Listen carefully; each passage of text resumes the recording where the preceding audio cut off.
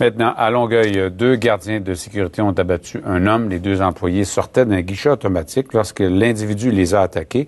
L'homme n'était pas armé. Selon les informations disponibles, Marie-Pierre, la victime, là, c'est quelqu'un qui était un habitué du secteur. Les gens dans le coin connaissaient. Oui, bon, ce qu'on sait jusqu'à maintenant, Michel, sur la victime, c'est qu'il s'agit d'un homme de 32 ans, originaire de Longueuil. Et comme vous l'avez dit, il sera un habitué du secteur, du vieux Longueuil. Parce que un peu plus tôt en journée, on a parlé à un témoin qui, lui, se trouvait à l'intérieur du Tim Hortons au moment des événements. Il dit « Je suis un client habitué, je suis souvent ici pendant la nuit parce que ma copine y travaille pendant le quart de travail de nuit. » Et souvent, on voit cet individu qui, pour la plupart du temps, selon le témoin, est sous l'effet de l'alcool.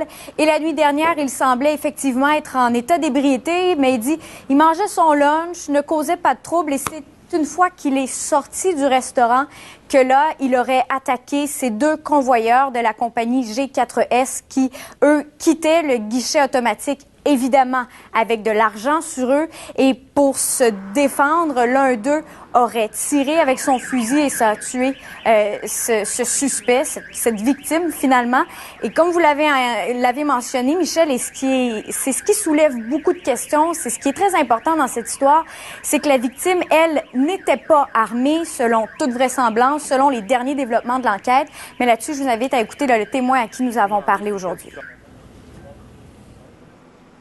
On était dans le Tim Hortons, fait qu'on n'a rien vu aller. Vous avez entendu le coup de feu, qu'est-ce qui s'est passé? Bon, on a entendu le système d'alarme partir, puis pas longtemps après, le gardien est rentré pour venir demander l'adresse, puis le numéro le boulevard, dans le fond, pour savoir ce qui se passait là. Parce qu'on les a vus. Moi, en tout cas, j'ai vu un gars de gardien rentrer avec le gun dans les mains, puis c'était fini, là. Donc, pour ce qui est de ces 2 agents de sécurité, depuis tôt ce matin, depuis qu'ils sont sortis de l'hôpital en avant-midi, ils sont rencontrés par les enquêteurs. Aux dernières nouvelles, ils le sont toujours. On sait que les enquêteurs ont rencontré pour une première fois certains témoins qui se trouvaient d'ailleurs au Tim Hortons, qui ont pu voir un peu comment ça s'est déroulé. On a encore du travail à faire avec eux et ce qu'on nous dit, c'est que pour la fin de semaine, il y a des vidéos à analyser, à regarder parce qu'il y avait des caméras de surveillance du côté du Tim Hortons, également du côté de la banque. Donc, est-ce que tout ça nous permettra de savoir est-ce qu'il y a accusation dans tout ça, négligence, voie de fait armée ou encore est-ce que c'est de la légitime défense? Et vous aurez également la chance justement de parler avec Denis Lévesque du Bureau de la sécurité privée qui pourra certainement vous en dire plus là-dessus. Merci beaucoup, Marie-Pierre. Beaucoup de questions, en effet, que tout ça, ça soulève. Et comme le dit Marie-Pierre, Denis Lévesque, donc, qui est le directeur du Bureau de la sécurité privée dans nos studios ici à LCN en direct. Monsieur Lévesque, bonjour, bienvenue à LCN. Merci beaucoup. Il se passe quoi maintenant dans un cas comme celui-là? Les policiers enquêtent. Oui. Vous, de votre côté, vous faites quoi dans un cas comme celui-là? Nous aussi, le Bureau de la sécurité privée a pour mission de s'assurer du professionnalisme et de l'intégrité de tout milieu de la sécurité privée. Dans ce cas-là, on parle des agents de sécurité privés dans la catégorie convoyage de biens de valeur. Nous, en fait, on va s'assurer que les normes de comportement qui sont édictées par le Bureau de la sécurité sont suivies. Alors, le milieu policier a son code de déontologie.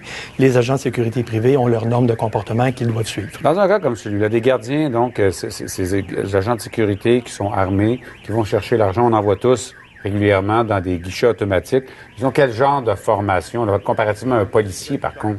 En fait, ces gens-là ont une formation sur l'utilisation de la force et le maniement des armes à feu qui est donné soit par l'École nationale de police du Québec, soit par un instructeur certifié par l'École nationale de police. Alors ça, c'est le minimum requis pour obtenir, d'une part, le permis d'exercice du Bureau de la sécurité privée et aussi l'autorisation de port d'armes de la Sûreté du Québec. Alors, c'est la Sûreté du Québec qui s'occupe beaucoup plus de la section contrôle des armes à feu et le bureau s'occupe que la formation ait été suivie et de l'intégrité. C'est quoi la formation? Combien de temps ces gens-là passent en formation? C'est plusieurs jours. Je n'ai pas le détail par cœur. On parle de jours. On parle de jours. On ne parle pas d'années pour un policier. Mais il faut comprendre que qu'on confie des armes à des gens dans des situations dangereuses qui ont une formation de quelques jours. C'est ma compréhension, mais il faut comprendre que ces situations-là sont vraiment exceptionnelles. Depuis que le bureau existe, c'est la première fois qu'une arme à feu est déchargée dans l'exercice des fonctions. Ces gens-là sont souvent sujets, effectivement, à des tentatives de vol. Ça arrive parfois, mais... Ma compréhension des choses, c'est quand on leur demande, quand un gardien de sécurité se fait attaquer, on leur dit de ne pas risquer leur vie et de laisser aller l'argent plutôt que de risquer d'être abattu.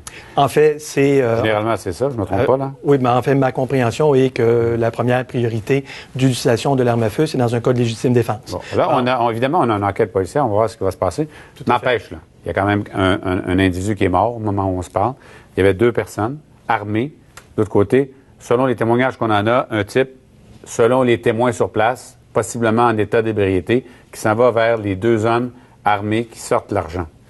Alors, comment une situation comme celle-là peut dégénérer au point qu'on se retrouve avec un mort dans la rue, là? C'est effectivement très préoccupant. Nous, au niveau du Bureau de la sécurité privée, on va laisser dans la priorité au milieu policier de faire enquête, mais c'est certain que de notre côté, on va vouloir faire notre enquête. On a aussi notre propre équipe d'enquête et d'inspection qui va analyser la situation, travailler avec le milieu policier s'il le faut, rencontrer sûrement les agents, des témoins. Ces gens-là pourraient être accusés éventuellement. Là. Ces gens-là pourraient être accusés au niveau criminel, pourraient aussi voir leur permis révoqué ou suspendu selon la nature du dossier. C'est ce que l'enquête du bureau et de la police. Alors, M. Lévesque, on verra la suite, mais je pense que c'est très préoccupant, on s'entend pour dire ça. Tout à fait, oui. Merci à vous d'être venu dans nos studios cet après-midi. Merci beaucoup.